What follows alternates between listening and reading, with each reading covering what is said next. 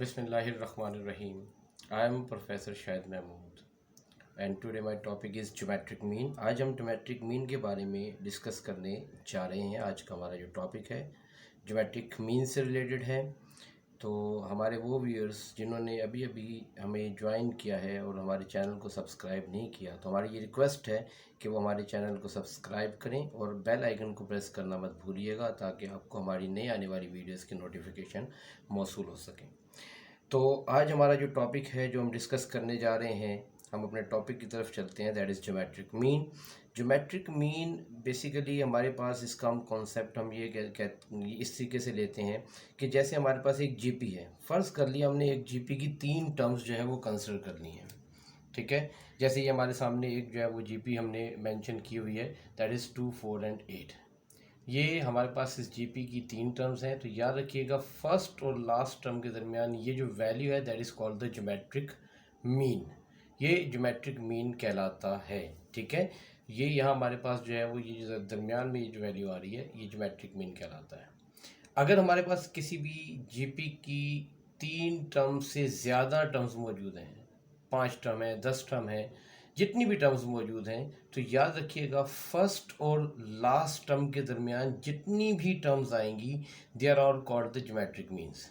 तो यहाँ पर जो है वो हम जब ज्योमेट्रिक मीन की बात करेंगे, हम कम से कम 3 टर्म्स का जिक्र ज़रूर करेंगे, ज़्यादा से ज़्यादा जितनी मर्जी टर्म हो जाए।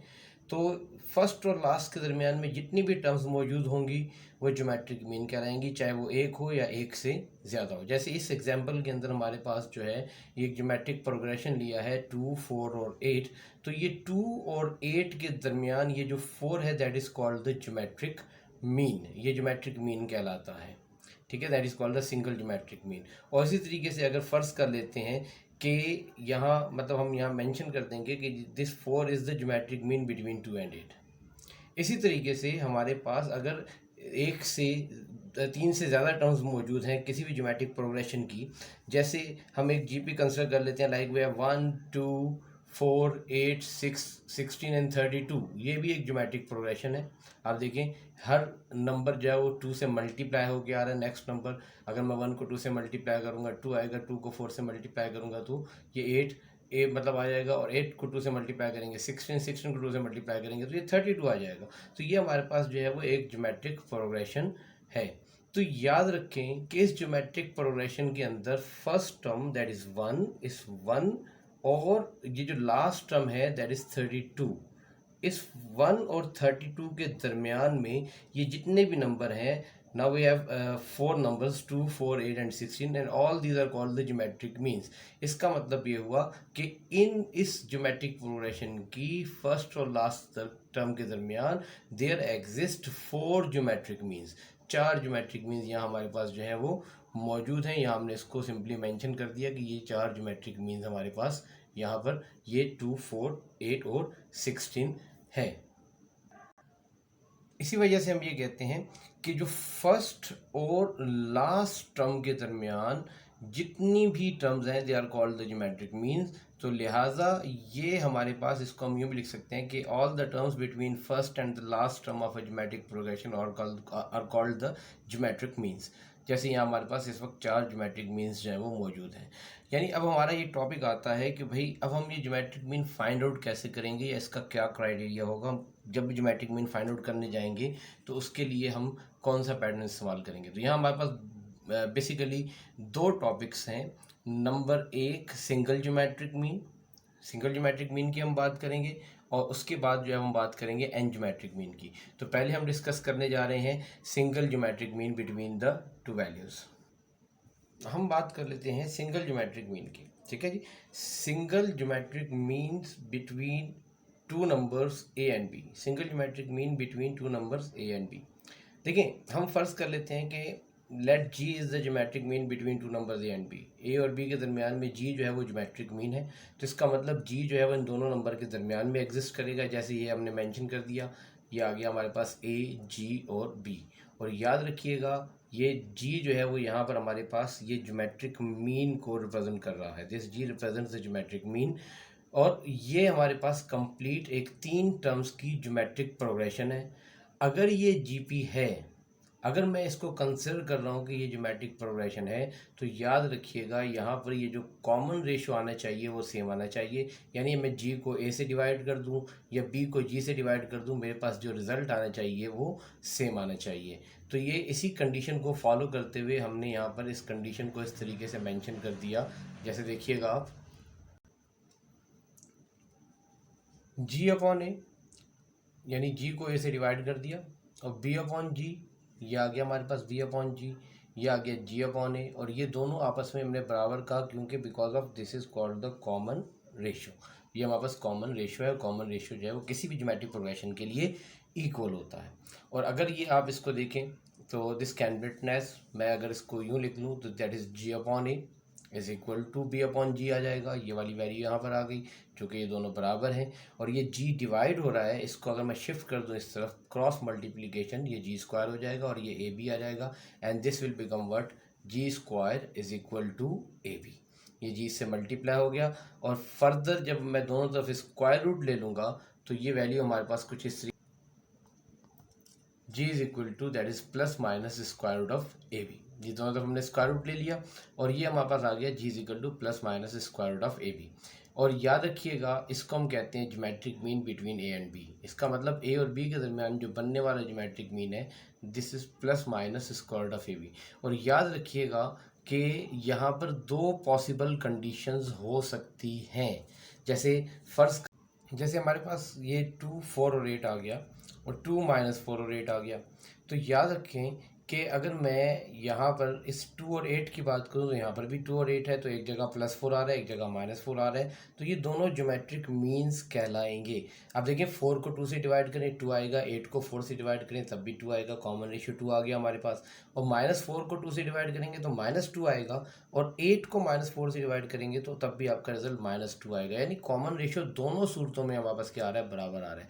तो जब कभी भी हम ज्योमेट्रिक मीन फाइंड आउट करेंगे बिटवीन टू नंबर्स, तो वहाँ पर ये प्लस और माइनस का जो साइन है वो ज़रूर आएगा, और ये हमें इस चीज़ को रिप्रेजेंट करेगा कि यहाँ एग्जिस्ट कर रहे हैं दो ज्योमेट्रिक मीन। और याद रख लीजिएगा कि यहाँ पर जब भी हम ज्योमेट्रिक मीन फाइंड आउट करने जाएंगे, यहाँ प्लस माइनस हमने ज़रूर लगाना है।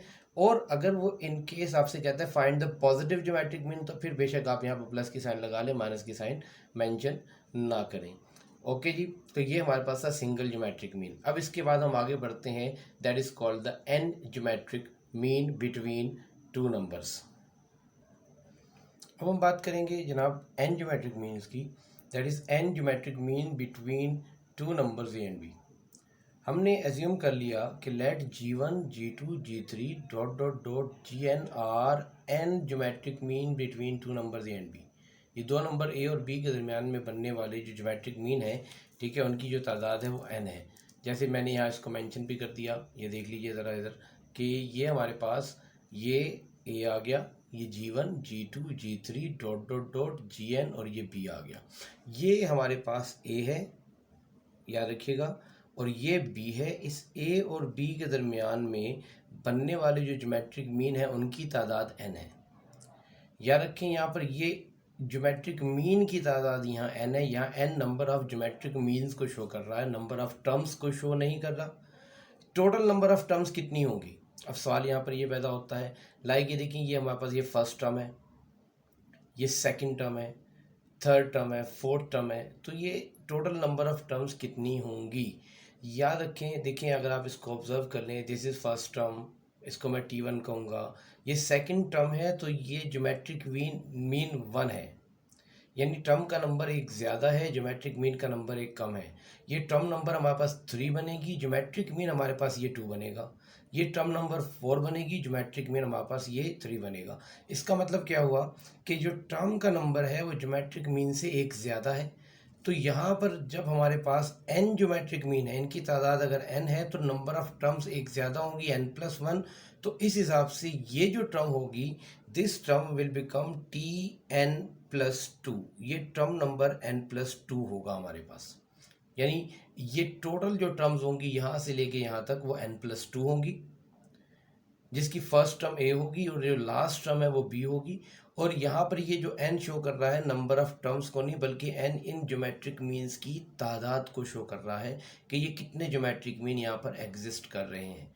तो यहाँ पर इसको हमने मेंशन कर दिया कि ये जो टोटल नंबर ऑफ टर्म्स हैं यहाँ से यहाँ तक वो n+2 टर्म्स हैं।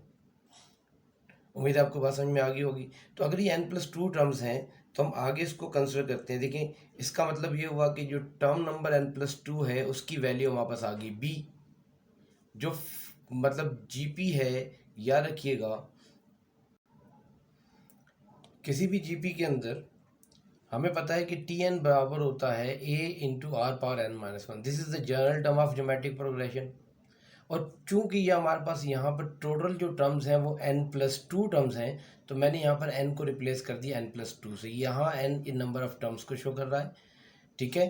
तो यहाँ इस n की जगह जब आप n+2 रिप्लेस करेंगे तो this will become what, Tn+2। ये n की जगह n+2 आ गया और ये आ गया हमारे पास a इंटू आर पावर, ये n को रिप्लेस कर दिया n+2 से -1।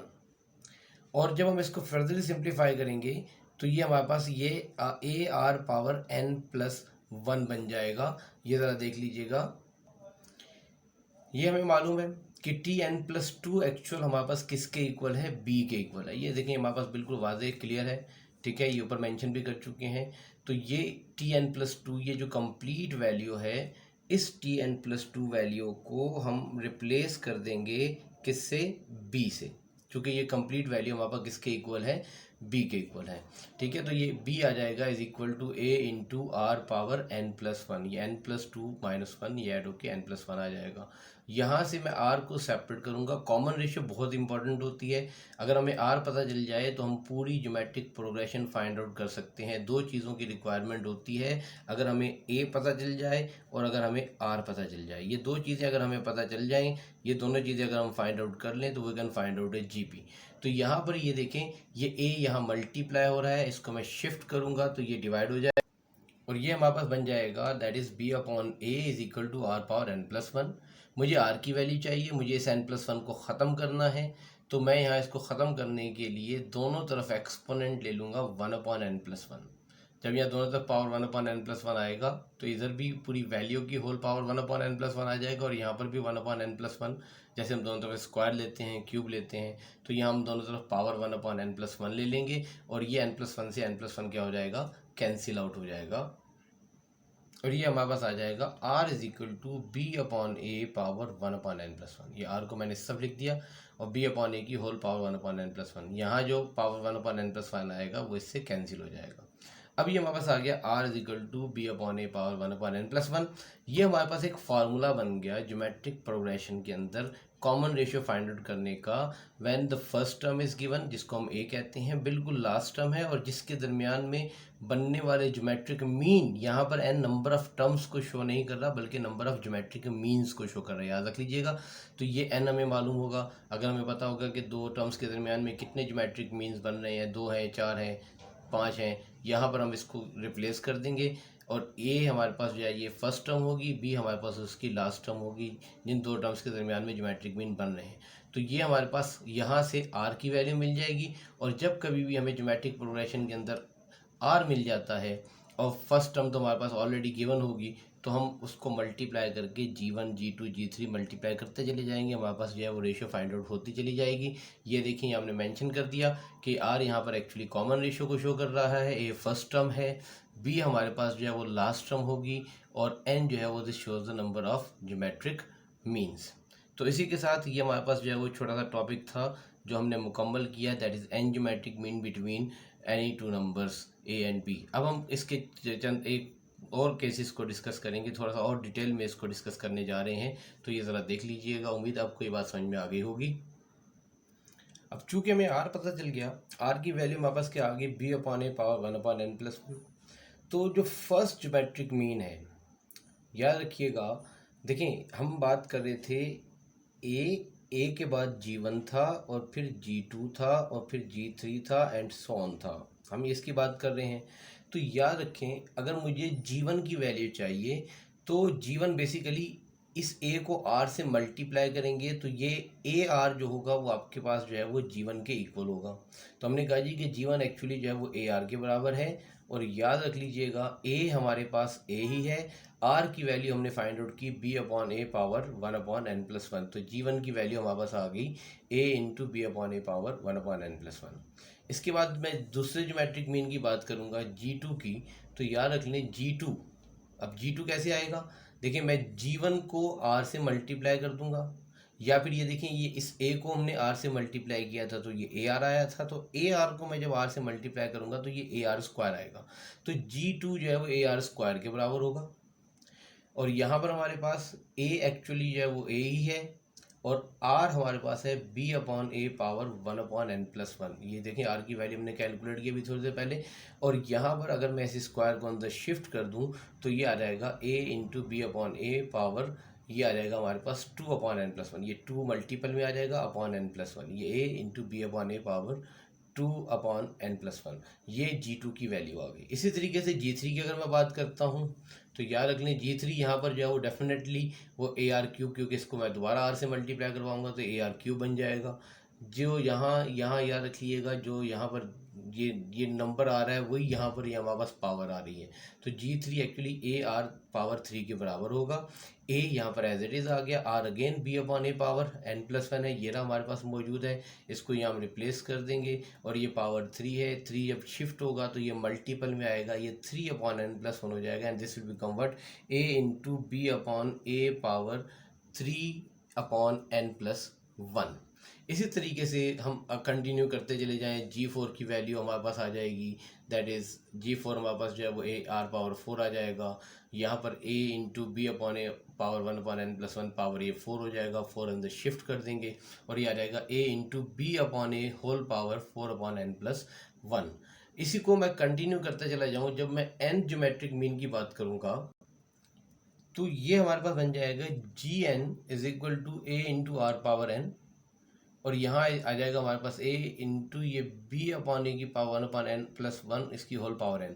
ये मैंने इसको कैपिटल N से इस वजह से रिप्रेजेंट किया है कि यहाँ पर ये जो n है ये नंबर ऑफ ज्योमेट्रिक मीन को शो कर रहा है, और ये यहाँ पर ये जो n है ये नंबर ऑफ बेसिकली टर्म्स को शो कर रहा है।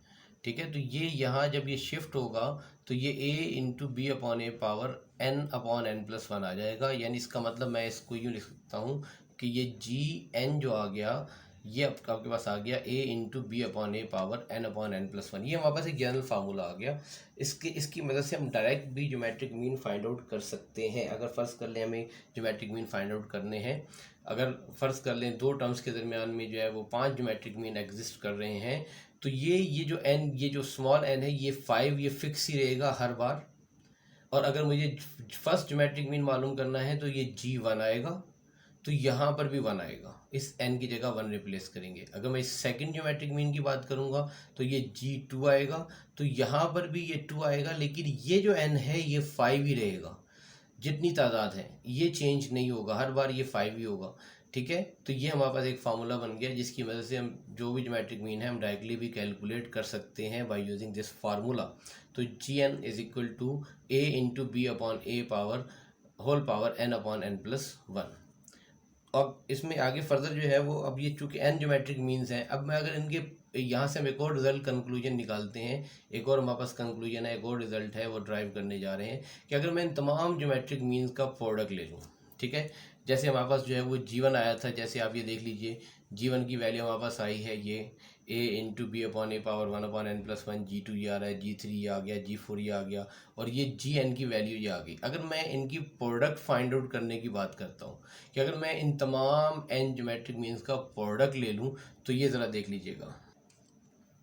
तो हम ये एक इम्पॉर्टेंट रिजल्ट जो है वो ड्राइव करने जा रहे हैं। हमने कहा ये to find the product of all n geometric means, G1 G2 G3 ये मल्टीप्लाई कर दिए डॉट डॉट डॉट Gn, ये सब ज्योमेट्रिक मीन्स जो आए हैं ये हम इसको मल्टीप्लाई कर रहे हैं।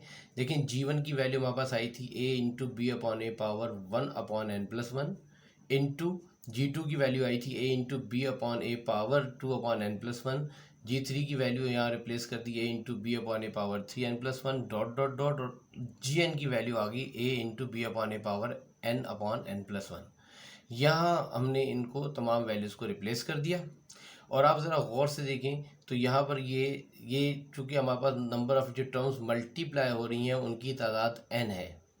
ठीक है, ये टोटल n ज्योमेट्रिक मीन्स हैं, तो ये A multiply by A multiply by A dot dot dot multiply by A, ये सब चूँकि मल्टीप्लाई हो रहे हैं A, तो यहाँ जितने भी ए मल्टीप्लाई हो रहे हैं ये ए पावर एन बन जाएगा। जैसे फॉर एग्जांपल मैं आपको ये समझा दूँ, जैसे हम यहाँ ये कहते हैं कि अगर ये फ़र्ज़ कर लेते हैं कि ए मल्टीप्लाई होगा ए से, तो ये ए स्क्वायर आ जाएगा चूँकि दो ए हैं। अगर मैं ए और ए को मल्टीप्लाई कर दूँ तो ये ए क्यूब आ जाएगा। अगर मैं यहाँ 4a मल्टीप्लाई कर दूँ तो ये a पावर 4 बन जाएगा। तो मतलब जैसे जैसे ये a जितने तादाद में आ रहा है वही उसकी पावर आ रही है। तो टोटल यहाँ पर हमारे पास जो है वो मल्टीप्लिकेशन n टर्म्स की हो रही है, तो ये a पावर क्या बन जाएगा, n बन जाएगा। यहाँ ज़रा देख लीजिएगा, यहाँ हमने इसको मेंशन कर दिया। ये आ जाएगा G1 G2 G3 dot dot Gn is equal to a power n। ये जितने भी a थे, ये टर्म, ये a आ गया, ये आ गया, ये डॉट डॉट डॉट, ये टोटल n तादाद है, तो ये a पावर n बन जाएगा। और ये देखें b अपॉन ए हर टर्म में मौजूद है, और जितने भी b अपॉन ए हैं ये हमारे पास ये b अपॉन ए बेस सेम सबकी, इनकी पावर सारी ऐड हो जाएंगी और ये आ जाएगा 1 upon n plus one plus 2 upon n plus one plus 3 upon n plus one plus dot dot dot upon n plus one. ये हमारे पास जो है ना ये प्लस यहाँ पर आएगा, तो ये आपके पास जो है वो टोटल ये सारी टर्म्स जो हैं वो ये पावर में ऐड हो गई। अब यहाँ पर पावर में आप अगर ऑब्जर्व करें तो ये 1 अपॉन एन प्लस वन है, ये अपॉन में n प्लस वन सब में मौजूद है, कॉमन आ जाएगा। तो 1 अपॉन एन प्लस वन को हमने यहाँ से सिंपली क्या कर लिया, ये कॉमन ले लिया। जब हम 1 अपॉन एन प्लस वन को यहाँ से कॉमन लेंगे तो this will become what, G1 G2 G3 dot dot dot Gn is equal to a power n into B upon A whole power 1 upon n plus one into 1 plus 2 plus 3। ये देखिए यहाँ 1 बच जाएगा, 2 3 और up to n। ये हमारे पास तमाम n plus one यहाँ से कॉमन आ जाएंगे, आ जाएगा 1 plus 2 plus 3 plus dot dot dot plus n। इसको हमने नाम दे दिया इक्वेशन नंबर ए का। अब आप अगर इसको ओवरऑल इस ब्रैकेट की वैल्यू को ऑब्जर्व करें तो ये एक हमारे पास अर्थमेटिक प्रोग्रेशन है। पीछे हम पढ़ के आ चुके हैं अर्थमेटिक प्रोग्रेशन के हवाले से। तो ये हमारे पास एक एपी है जिसमें हमारे पास जो है ये टर्म्स दी हुई हैं, और इस एपी का हमने सम फाइंड आउट करना है, सम ऑफ द एन टर्म्स। ये टोटल एन टर्म्स हमारे पास बनेंगी, तो ये एस एन हमने फाइंड आउट करना है। यहाँ हमारे पास एस एन फाइंड आउट करने के दो तरीक़ेकार मौजूद हैं। हम इस एपी को यहाँ पर कंसिडर कर लेंगे, तो ये ज़रा देख लीजिएगा। ये हमने एपी कंसिडर कर ली, that is 1 plus 2 plus 3 plus dot dot dot plus N. अब इसकी एन टर्म्स का सम फाइंड आउट करना है, तो यहाँ हमारे पास जो है वो बेसिकली दो फार्मूले हैं। देखिए हमें फर्स्ट टर्म मालूम है, कॉमन डिफरेंस भी आ सकता है यहाँ पर, और लास्ट टर्म भी हमें मालूम है n है। तो यहाँ बुनियादी तौर पर हम दो फार्मूले यूज़ कर सकते हैं, ठीक है। एक फार्मूला हमने ये मेंशन किया हुआ जो मैंने यूज़ किया, S n is equal to n upon two into A plus n. और एक फार्मूला हम यहाँ पर ये भी यूज़ कर सकते हैं, S n is equal to n upon two into two A plus n minus one into D. ये भी हमारे पास एक फार्मूला है जो हम यूज़ कर सकते हैं। अगर यहाँ देखें मैं यहाँ से फर्स्ट टर्म निकाल लूँ, ए की वैल्यू आ जाएगी 1, डिफरेंस डी यहाँ से आ जाएगा, डी की वैल्यू आ जाएगी that is 2 minus one which is equal to 1, और टोटल नंबर ऑफ टर्म्स वो तो हमें मालूम है कि यहाँ n है, तो लिहाजा यहाँ ये फार्मूले में वैल्यू पुट कर सकते हैं। लेकिन इससे ज़्यादा आसान हमारे लिए ये फार्मूला है कि देखिए फर्स्ट टर्म हमें मालूम है ए की वैल्यू 1 आ गई, लास्ट टर्म हमें मालूम है, ठीक है, इसको हम एल से रिप्रेजेंट करते हैं, ये n आ जाएगा, और टोटल नंबर ऑफ टर्म्स भी यहाँ पर वो n है। तो किसी भी एपी के अंदर जो है वो जब आपको फर्स्ट टर्म, लास्ट टर्म और नंबर ऑफ टर्म्स मालूम हो तो ये फार्मूला यूज़ होता है, S n is equal to n upon two into A plus n. और ये फार्मूला हम उस वक्त यूज़ करते हैं जब हमें फर्स्ट टर्म दिया हो और हमें कॉमन डिफरेंस मालूम हो और नंबर ऑफ टर्म्स मालूम हो, तो हम ये दोनों यूज़ कर सकते हैं। ये भी यूज़ कर सकते हैं, रिजल्ट सेम आएगा, इसको यूज़ कर रिजल्ट सेम आएगा। तो यहाँ पर हम वैल्यूज़ रिप्लेस कर देते हैं। देखिए एन अपॉन टू, एन तो एन ही है, ठीक है, ए की जगह आपके पास क्या आ जाएगा 1 आ जाएगा, और एल हमारे पास रिप्लेस हो जाएगा किससे, एन से। तो ये एस एन की वैल्यू आ गई हमारे पास N upon two into 1 plus N. अब ये जो सम आया है ये इस पूरी एपी का अर्थमेटिक प्रोग्रेशन या अर्थमेटिक सीरीज़ का ये हमारे पास सम आ गया। तो मैं क्या करूँगा, इसको इक्वेशन ए में रिप्लेस कर दूँगा। अब ये देखें ज़रा, इक्वेशन ए जो थी हमारे पास, ठीक है, उसमें ये G1 G2 G3, यहाँ पर ये ज़रा देख लीजिएगा, इक्वेशन ए के अंदर हमारे पास ये G1 G2 G3 dot dot dot Gn जो है वो a power n into B upon A power 1 upon n plus one into यहाँ सीरीज़ दी हुई थी 1 plus 2 plus 3 plus dot dot plus n। तो ये पूरी वैल्यू का जो सम है ये कंप्लीट वैल्यू हमने यहाँ पर रिप्लेस कर दी। ये इस जगह पर आ गया n/2 इंटू 1+n। ये कंप्लीट वैल्यू जो है ये कंप्लीट वैल्यू यहाँ पर हमने रिप्लेस कर दी। और यहाँ आप ज़रा गौर से देख लें तो आपको क्लियरली नज़र आ रहा है कि 1+n और ये n+1 ऊपर नीचे ये दोनों वैल्यूज़ जो है वो ये सिंपली कैंसिल आउट हो जाएंगी। और जब इसको हम कैंसिल करेंगे तो ये हमारे पास आ जाएगा g1 g2 g3 dot dot dot gn is equal to a⁴n into b/2 whole power, ये सब बच जाएगा हमारे पास n/2। और याद रखें a की पावर भी n है और यहाँ इसकी और पावर n/2 है, तो मैंने इस n को होल पावर में शिफ्ट कर दिया। याद आएगा a इंटू b/a की पावर 1/2 इंटू n। और यहाँ पर अगर मैं दोनों तरफ nth रूट कंसिडर कर लूँ, याद रखिएगा अगर मैं n रूट ले लूँ यहाँ पर, यानी दोनों दोनों तरफ जो है वो पावर 1/n ले लूँ, तो ये यहाँ पर nth रूट इधर आ जाएगा इस तरीके से कंप्लीट वैल्यू के ऊपर। और यहाँ पर ये देखें ये पावर आ जाएगी 1/n। तो nth रूट यानी दोनों तरफ पावर 1/n ले लेंगे। ये n से ये n हमारे पास सिंपली क्या हो जाएगा, कैंसिल आउट हो जाएगा। और हमारे पास जो आ जाएगा ये बच जाएगा a इंटू b/a पावर 1/2। और इसको हम अगर सिंप्लीफिकेशन की तरफ जाएं तो यहाँ आप ज़रा गौर से देखिएगा, जब मैं इसको सिंप्लीफाई करूँगा तो this can be written as, ये आ रहेगा n into square root of n g1 g2 g3 dot dot gn is equal to ये a एज इट इज़ और ये b पावर हाफ हो जाएगा स्क्वायर रूट b और ये a power half square root of a हो जाएगा। और इस a को मैं लिख सकता हूँ स्क्वायर रूट ऑफ a का होल स्क्वायर, अगर मैं यूँ लिख दूँ तो कोई हर्ज नहीं है। देखें ये स्क्वायर से स्क्वायर रूट कैंसिल कर दूँ तो दोबारा मेरे पास a आ जाएगा ये वाला। और यहाँ पर इससे एडवांटेज ये होगा कि ये स्क्वायर कंप्लीट हमारा इस स्क्वायर रूट ऑफ a से क्या हो जाएगा, ये कैंसिल आउट हो जाएगा। ठीक है, और हमारे पास जो बच जाएगा ये बच जाएगा square root of A B, ये इस तरीके से आ जाएगा square root of a into square root of b। और याद रखें कि दोनों वैल्यूज चूँकि रूट में मल्टीपल में है तो हम इस वैल्यू को इस तरीके से लिख सकते हैं, that is square root of A B. और याद रख लें ये अभी थोड़ी देर पहले हमने प्रूफ किया था कि अगर a g और b होता है तो g is equal to plus minus square root of A B होता है। ठीक है, इसमें पॉजिटिव वैल्यू भी आ सकती है और नेगेटिव वैल्यू भी आ सकती है। ठीक है, ये पॉजिटिव वैल्यू भी हो सकती है a g और b के अंदर g हमारे पास जो है वो सिंगल ज्योमेट्रिक मीन होता है और ये बराबर होगा plus minus square root of A B के। तो ये हमारे पास पॉजिटिव वैल्यू भी हो सकती है नेगेटिव भी। तो ये पॉजिटिव वैल्यू आ रही है square root of A B, इसका मतलब nth रूट जब हम लेंगे किसका, product of the n geometric means का। ठीक है, तो वो हमारे पास ज्योमेट्रिक मीन की क्या होगा, इक्वल होगा, g के इक्वल होगा। तो ये हमारे पास एक इम्पॉर्टेंट रिजल्ट है, यानी जितने भी ज्योमेट्रिक मीन है, ठीक है, अगर हम उनका प्रोडक्ट लेकर के उसका nth रूट फाइंड आउट कर लें तो वो ज्योमेट्रिक मीन के क्या आएगा, इक्वल आएगा। तो इसी के साथ हमारा आज का ये जो टॉपिक है ये मुकम्मल हुआ। इसमें हमने ज्योमेट्रिक मीन के हवाले से डिस्कस किया, ज्योमेट्रिक सिंगल ज्योमेट्रिक मीन कैसे हम फाइंड आउट करते हैं और n ज्योमेट्रिक मीन हम कैसे फाइंड आउट करते हैं। और इसके अलावा जो है वो हमने एक इम्पॉर्टेंट रिज़ल्ट जो है वो ज्योमेट्रिक मीन के हवाले से डिस्कस किया। तो उम्मीद है आपको हमारी ये वीडियो जो है वो पसंद आई होगी। अगर आपको हमारी ये वीडियो पसंद आई है तो आप कमेंट सेक्शन में कमेंट ज़रूर कीजिएगा। अगर आप इस वीडियो के मुतालिक कोई क्वेश्चन पूछना चाहते हैं तो आप कमेंट्स कर सकते हैं। इस वीडियो को ज़्यादा से ज़्यादा लाइक और शेयर करें ताकि दूसरे अफराद भी इससे फ़ायदा उठा सकें।